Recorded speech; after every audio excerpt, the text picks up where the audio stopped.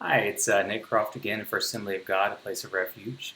We're going to be going through a bite of wisdom today, and as we've been doing in the past, going through the book of Proverbs. Today is the 25th of March, so we're going to be looking at Proverbs 25, verse 20. It says, "Whoever sings songs to a heavy heart is like one who takes off a garment on a cold day, and like vinegar on soda." This is a verse that at the one hand, I've taken some joy in.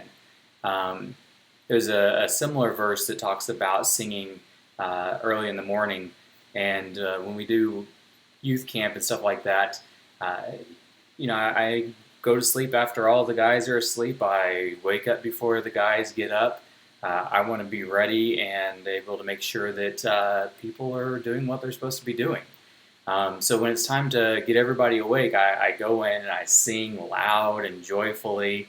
And for some reason, teenagers don't want to wake up whenever they've been up late and been playing really hard and it's been hot and they're just exhausted. And so they wake up and they're grumbling and they're complaining and they really don't enjoy the fact that I'm in such a good mood waking them up.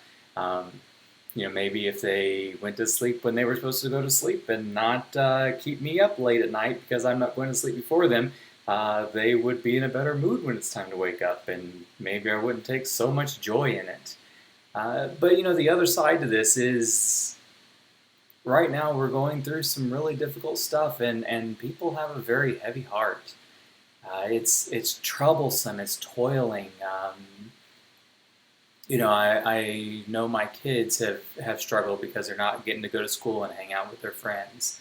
I know a lot of other people that are used to going to work and talking to somebody are now at home and they're working all day at home, or maybe even worse, they're not even working. Um, they're not going out to the stores or not going to restaurants and all these other places, and that social distance is really dragging people down. Uh, for me, I'm not struggling as much as other people are because I've worked from home for so long and I've done this kind of thing so much. So it's not a huge difficulty for me personally. But at the same time, we have to understand that I can't just go and say, "Oh, everything's great, it's all perfect," because my kids are struggling. My wife struggles a little bit. I have a lot of friends that are struggling with it. And so instead of me being full of joy and singing, uh, you know, effectively like it being a cold day and taking off their outer garment and saying, "Freeze while I'm warm and comfortable," like pouring baking soda on top of soda, pouring vinegar rather on top of soda and creating a volcanic eruption. Um, let's be aware that people struggle with different things. Let's be aware that they can have a heavy heart in the midst of your joy, um, and it's okay to be joyful, but it's also okay to not rub that into someone's face, to not tear them apart even worse whenever they're already struggling.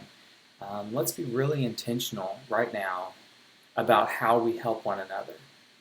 Let's let people grieve in their own way and not get angry if they grieve differently than you. Let's let people be able to experience this and understand that they may have different kinds of crises levels and reactions to this. And it's okay because we're all unique, we're all different, we're all fearfully and wonderfully made. So be intentional throughout this time in how we support one another and what we do to help each other. So this has been our bite of wisdom today. I really hope that you guys are blessed and safe.